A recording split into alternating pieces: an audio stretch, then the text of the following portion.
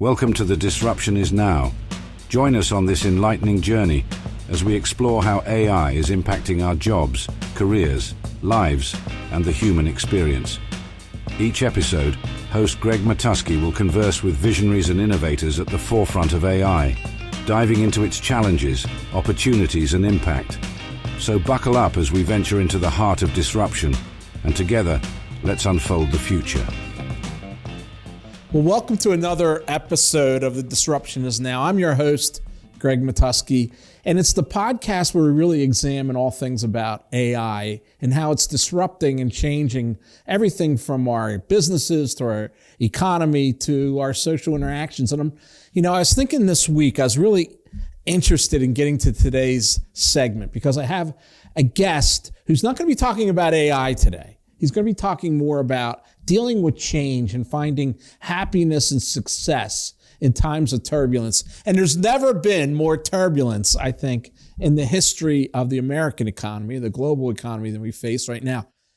Scott Shickler is the CEO of 7 Mindsets. That's a very special company because for the past decade, they've worked with students all across the world, helping them understand how to flip their mindset and become happier, more successful people. And I thought, we were talking with Scott, and I thought it would be a really interesting segment to talk about this in the terms of AI and what it's doing to the world. And I'll give you an example. Last night I went home very fulfilled. And I went home fulfilled because from 7 o'clock in the morning till 9 o'clock in the morning, I was able to do more work than I could have in a whole 10-hour, 8-hour day. And a lot of that had to do with my use of AI and how I delegated it out and how I did projects and how I completed assignments in times that really fulfilled me, in time that I felt like really concentrated. So Scott is an expert in that. He's going to help us share his thoughts on that. Scott, I rambled a little, but did I set that up right? Yeah, whether somebody looks at AI as a friend or a foe has more to do with their own mindset than anything else. And you certainly are right in that these days there's probably more uncertainty. We have an epidemic of stress, an epidemic of loneliness in our country. And yes, I do work with millions of students a year and educators, but we also work with business people and business leaders because, as you know, kids grow up to be adults. And let's go back because it's really interesting. Go back to the beginning and how you launched this company and your search for what makes people successful and happy. Yeah. So, Greg, I'm a father. I've got 2 sons, and when they were little bitties in their bed, I used to walk in and I used to think, if I could wave a little magic wand over their forehead, what is it I would wish for them as their dad? And it's pretty simple. You can ask just about any parent, and frankly, you can ask about any educator and any individual. If you could wave a magic wand, what do you really wish for at the deepest roots? And that is, we just want to be happy in life, right? We want to be successful based on our own terms, not some societal definition or norms, but just like what gives us joy and fulfillment. How do we have great relationships? It's really not too much to ask for, and it's what everyone really wants. And that set you off in a quest, right? And it did, because you would think, well, then everybody's got to be happy, because it's not like we have a shortage of resources to help people be happy and successful. But the Gallup organization, they did a study. They found out that 80% of adults who have jobs are not passionate about what they do for a living. And you got to say, well, do you have to love what you do? Can't you just like it? And they were smart enough to ask the next question. They said, do you like what you do? And over 55% adults say they don't even like what they do for a living. And so we all know happy and successful people, but we also know a lot of people who are miserable and don't live to their potential. And so about 15 years ago, I had a simple question. I thought the question could be answered with a Google search. Well, what do the happiest, most successful people in the world do differently? What do they have in common? And I asked my partner, said, "Hey, do a Google search. Let's put out a little newsletter." Sure. We were serving 1 million kids a Sounds year through simple. a national education company. And he came back the next day and he said, "Hey, can I have an extra day for this project?" And I said, "Hey, it's not a project. It's a Google search." He said, "Yeah, but I need a little more time. We're a data company. I know data is really pure to you." And I said, "Yeah, of course. Take a little more time." And then he came back and he asked to borrow Vince for the project. And I said, "Man, it's not a project, but why do you need Vince?" He said, "Because we're finding conflicting information. And that's the problem. You see, one expert says good things come to those who wait, and another expert says life rewards action. So what's the advice that we give?" And there was just conflicting information. Well, Greg, that led to a 3-year research project where we studied thousands of some of the world's happiest, most successful people. We interviewed over 400 or 500 of them. We deconstructed over 200 of the most renowned books on the subject of happiness and success. We also knew we were not the first to do this research. So we folded in other research, in particular, a $50 million study on global happiness conducted by Dr. Martin Seligman. And after At the 3 years, University of Pennsylvania, my alma mater. absolutely, yeah. I tell you what, after 3 years and millions of dollars invested in this, we made an amazing discovery, and that is the real drivers of happiness and success. This won't surprise the people listening today. Has really nothing to do with your gender. Doesn't even have anything to do with where you live in the world. Has very little to do with whether you grow up rich, poor, or middle class, or whether you come from a loving home or a dysfunctional home. And this is where it kind of hit home for me. It also has very little to do with the skills we acquire in school and in life. And wow, what schools and businesses primarily provide are skill set training. But those are not the real drivers. What the real drivers of happiness and success are how a person thinks, their mindsets. And in particular, we identified 7 common mindsets. But the most shocking part of our research, see, we also studied over 200,000 teenagers, and we found out that they are walking around with the exact opposite mindsets. So who, It's who actually what we call the counter so mindsets. tell me about some of the big names that this research project brought you to, that you interviewed. Look, we studied we studied and interviewed lots of people. Richard Branson, um, Oprah, Bill Murray, Wayne Dyer, Sarah Blakely.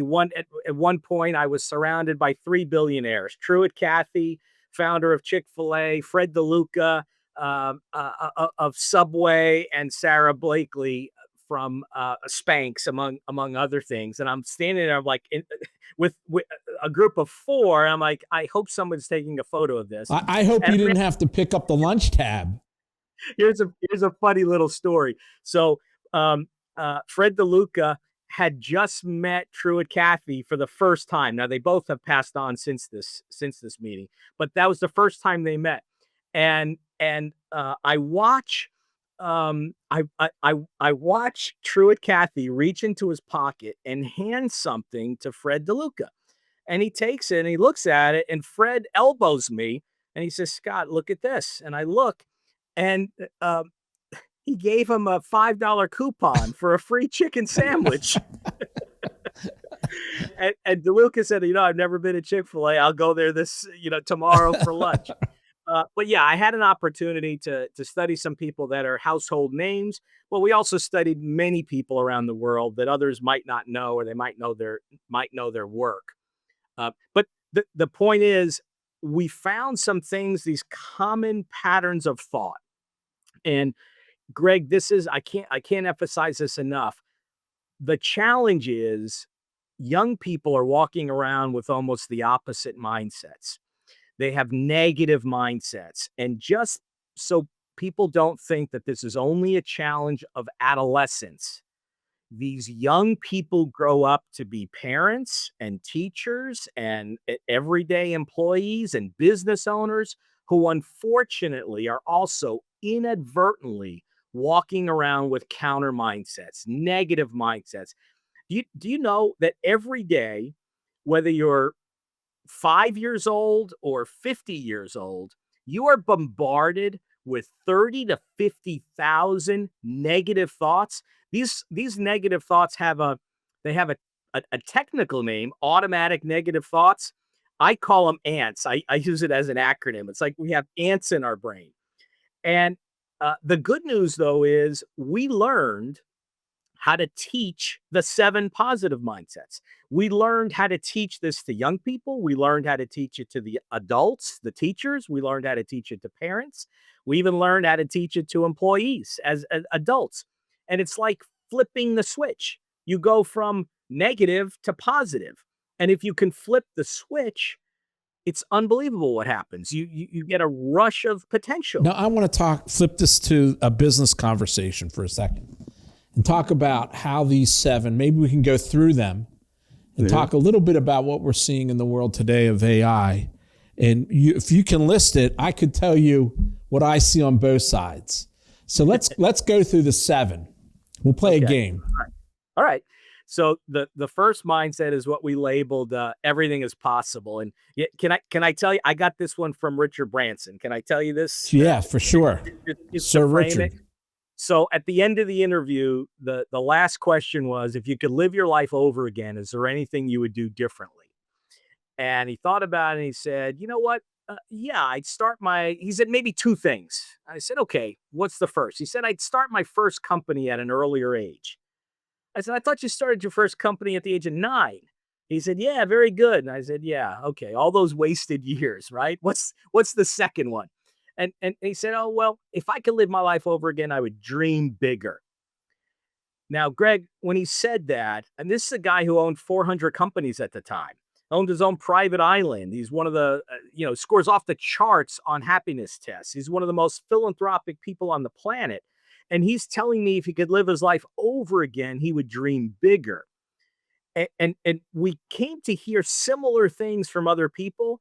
And we ultimately labeled this the everything is possible mindset. And the easiest and fastest way I can help people understand this is, if people, I don't know if you want to do this or not, but I always ask people, raise your hand as high as you can. Right. And I ask people to do that. If people are listening, if it's a safe place, raise your left or your right hand as high as you can. Now, can you try and get it 1 inch higher?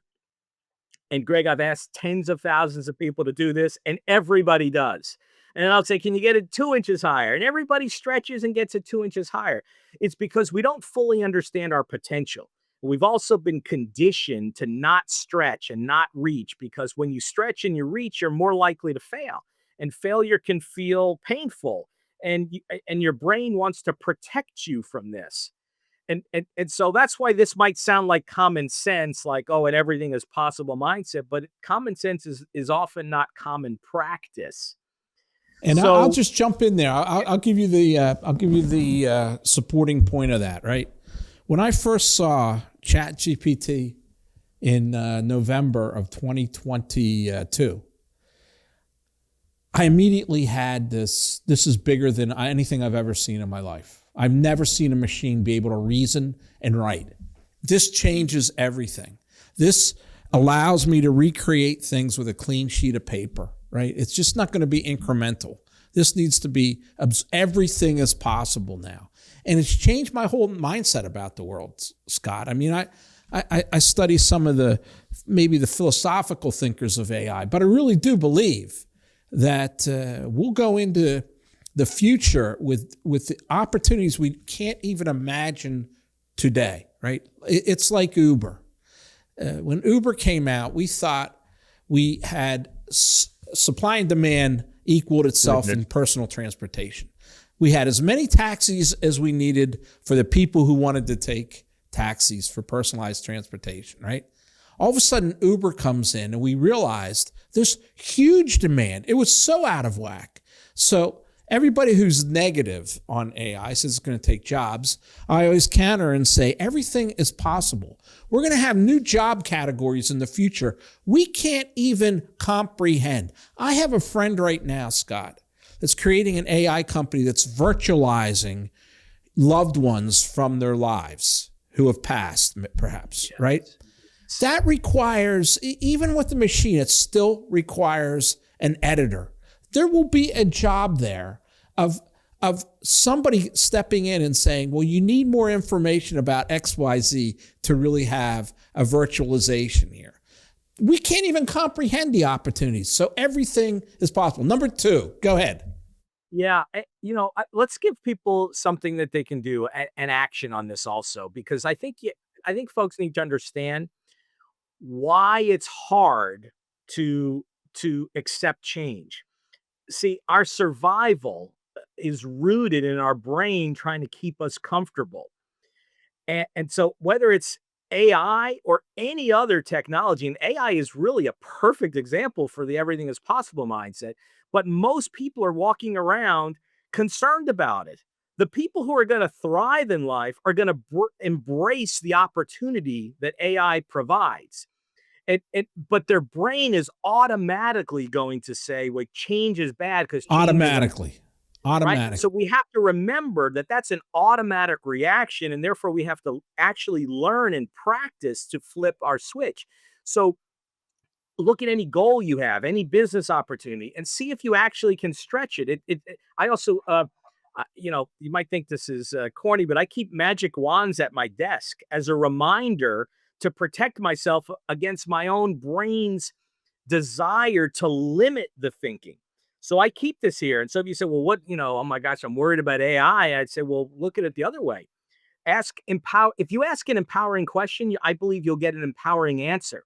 So say, I wonder how AI can help me in my life, can help me grow, can help me in my business, can help me with my employees. If I'm a teacher, I wonder how AI can help me be better in the classroom, right? You don't have to have the answer, but if you ask an empowering question, then you send your brain on a mission to find an empowering answer. Well, give me the next one. Yeah, passion first, right? So Bill Murray, this was an interesting interview. He wanted to be interviewed on the golf course at Pebble Beach at the Pro-Am. I walked with Bill Murray for over 4 hours. He had me reading putts for him in between. And I said, okay, what kind of advice can I give someone else? And particularly kids. I love working with young people from preschool to 12th grade. We work with 5 million students a year in 48 out of the 50 states. And he said it's really simple. The more passionate you are about life, the happier you're going to be at work, at school, in your relationships with yourself. Damon John said, if money doesn't matter, what kind of business would you start? If every job paid the same, what job would you choose? This leads to the idea of passion being an inside job, something intrinsic.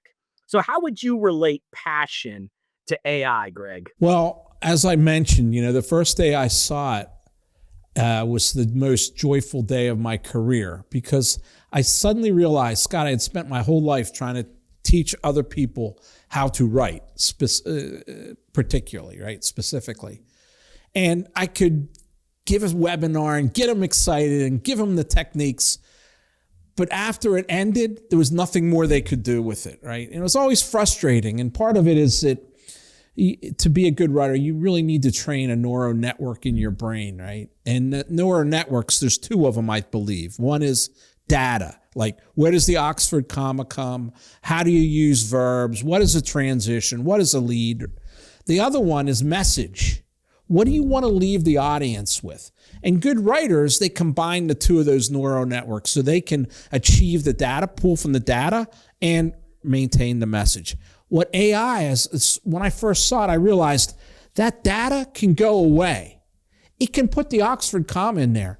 Let's focus on what's really important, the message. And what most people got tripped up about writing was the data, right? They didn't know how to begin. They didn't know what a transition was. They didn't know what an active verb was, and they worried so much about that it locked them, and they couldn't come up with the message. And I suddenly realized I could just teach them on getting to the message. I could tell them to put this all away. Just get to the message, get to the heart of what communication is all about. And that's helping other people understand. What a gift. If we could understand each other better, we could solve so many problems. So I became passionate. And in the winter of 2023, when ChatGPT had come out, you would find me literally on a sunny Sunday morning when there was a little bit of warmth in the Northeast on my driveway with my smartphone in the sun doing little drills on ChatGPT. And I was so driven and I was so excited when I saw the results and how I could share that with others that made me passionate about it. Wow. So I love it. That's my story. I love it. Look, hey, the third mindset is what we labeled "we are connected," and I interviewed a guy named Scott Rigsby, and he is uh, um, a double amputee, and he said, if you can achieve your dream alone, you're not dreaming big enough. And there's something so innate about our ability to have relationships, human connections with others. Sometimes people hear this mindset, we are connected, and they think teamwork. Teamwork is a skill set.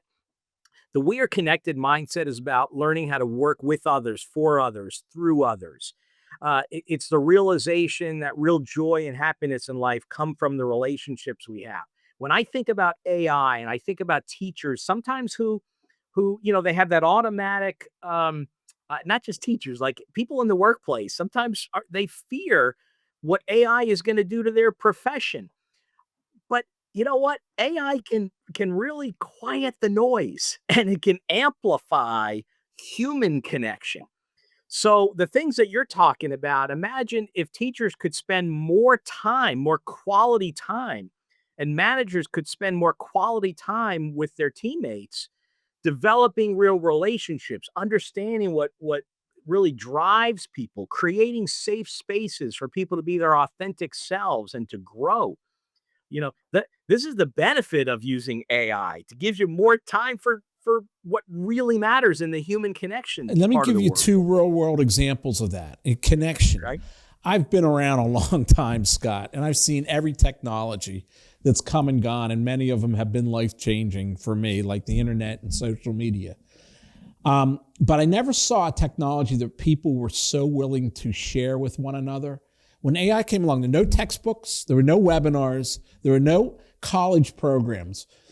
I learned AI through X and LinkedIn, and I would follow thought leaders. And if I couldn't make it work, I would message them and say, it didn't work for me like that. What did I do wrong? And some of them were gracious enough, many of them, to get back to me and tell me the right way to do it. And that sharing was something I've never seen in business before. Then on my side, what you said about the concern about losing a job, I had to rely on my relationships with my teammates here at Gregory FCA to assure them that I wasn't going to cut jobs, right? What I was going to do was give them something. What's in it for you? You're going to become a better professional. And I know that someday you will move on. I wish you would stay with me the rest of your life, but you're young and you'll go on to some big corporation. You'll call me and I'll do your PR. But, right, I can assure you, I'm in this to build your career, the value of you as a career. I think so much of you. I want you to have a viable career in the future. And the only way I can help you do that is by help you master AI and you to become a super creator, to get done by 9 o'clock in the morning, what I did yesterday, right? And go home and say, I gave my all today. I really contributed. So that's how relationships and connections worked in AI for me. Look, I love it. I call that leading with value. I had some students with me at a conference. We went out at a lunch break. We went to a local Olive Garden, and there was this NBA legend, Akeem Olajuwon. I don't know if you remember. Oh yeah, him. he was just resurfaced when Houston. Yeah, that's right. With the recent NCAA. So everybody is swarming, trying to come to his table to get his autograph, and the staff at Olive Garden keep pushing everybody away. Go back to your tables. Well, of course, I'm there with some students. They'd love his autograph. I'd love his autograph. And I said, but we can't go over there. Look what's happening. You can't keep repeating the same thing. We need a mindset switch, right? We got to reset our mindset. So I had an idea. I call over the waiter. I say, hey, I'd like to buy his lunch. He was there with two other guys. I said, I'll give you a really big tip. They said, okay. So I pay for his lunch. When he goes to ask for the check, the waiter says, somebody already paid your check. And then I see them pointing over to our table. Well, Akeem stands up, and the two guys with him are huge, and they come walking over. The kids I'm with, the teenagers, they're shaking in their boots. He comes over. He says, nobody ever buys me lunch. I'm always the one picking up the tab. Thank you so much. Hey, would you guys like an autograph? Would you like a photo? Hey, this is my dad, and this is my agent. And by the way, are you guys going to the game tonight?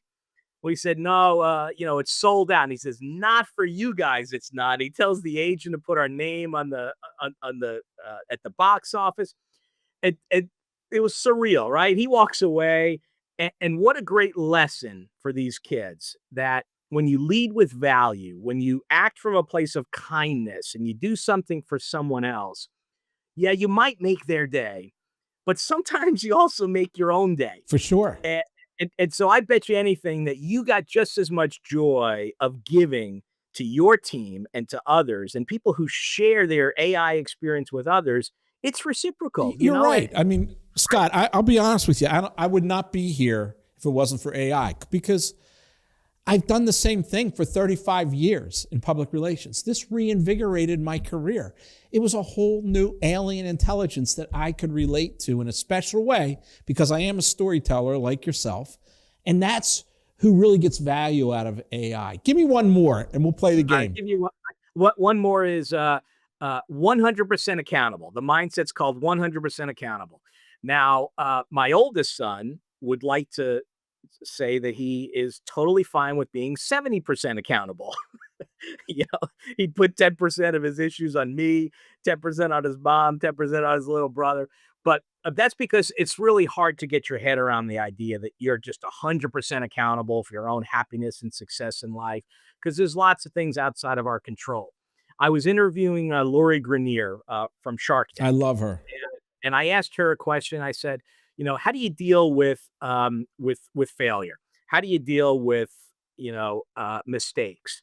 And she said, well, what do you mean? I said, well, what do you do when that happens? And she kept asking me, what do you mean? What do you mean? And I was like, I thought I was being punked for a moment. Like, and she said, well, we don't really have failures. And I said, you don't have failures. And then she said, well, I guess if we stopped, then maybe you'd call it a failure. But whatever you might call a failure, what we do is we pivot. We just keep pivoting and adjusting. And I heard similar things from other people we studied, and I kind of think of it this way. If you show me an adult who hasn't made any mistakes, I'll show you an adult who probably hasn't achieved much in his or her life. See, we go through life believing that mistakes are bad. There's a common saying, right? Don't make the same mistake twice. Well, is that really the lessons we're trying to share with our young people? Is that really what we want from our employees, that they're so frozen because they're worried about going off course? We need to take more chances. We need to lean in. We just have to understand that 100% accountable just means that, yeah, you can't control the environment. You can't control what somebody else says or does. You can't control a bad hair day. You can't control all those things. But it's up to you to take the next step. If you just keep moving forward and taking the next step. And isn't that what we're dealing with technology and enhancements? Absolutely. Absolutely. I mean, when I saw it, I realized no one was going to learn this in my company unless I did, right? No one would feel free enough. No one would know if it was safe, meaning, are they going to be punished for using a machine to do differently in how they do their work? I had to do it first as the test case. And then I gained authority that I could share it with others, but the accountability all fell upon me. And then I had to make other people accountable. So I had to continually create an atmosphere where this is safe. You're going to make a lot of mistakes. I made a lot of mistakes. I rewrote prompts hundreds of thousands of times, right? And I can't give you just the perfect prompt because AI doesn't work like that. What it does yesterday with the same prompt today could be different. But you have to be fluid in your mind. You have to be able to look at all kinds of alternatives. And you have to realize that there are many ways to create the end product, right?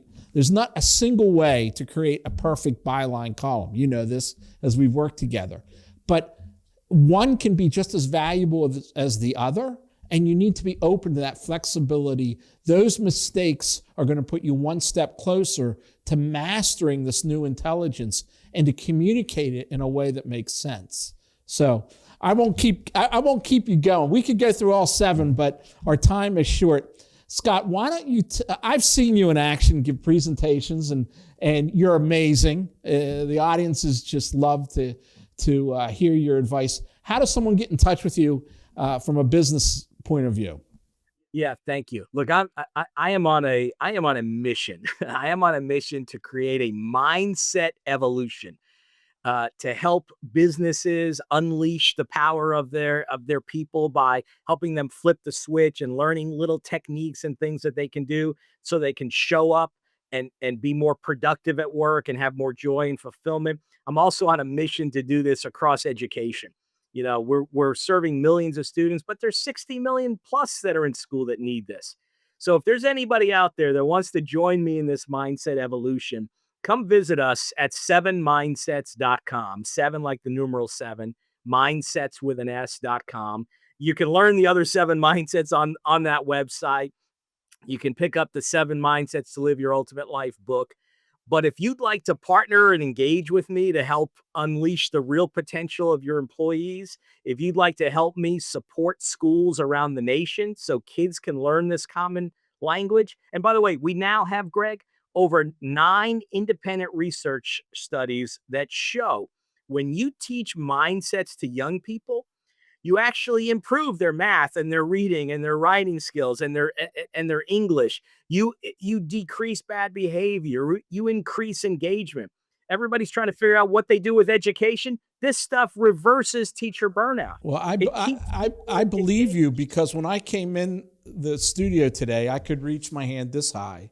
And now I can reach it this high, because I was feeling pretty good today, but I feel so much better now. I mean, you kind of like flipped 2 circuits on me, 2 switches on me. So I want to thank you for being with us. A great discussion.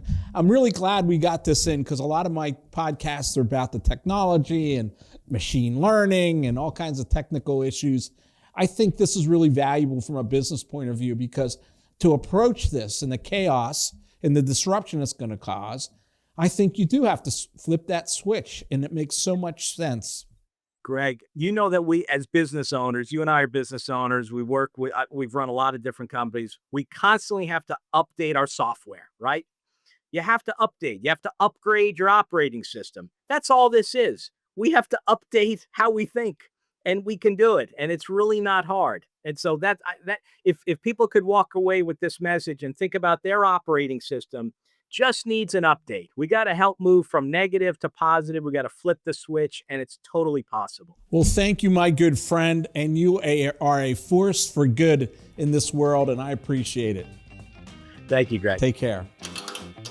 This podcast is a production of Gregory FCA.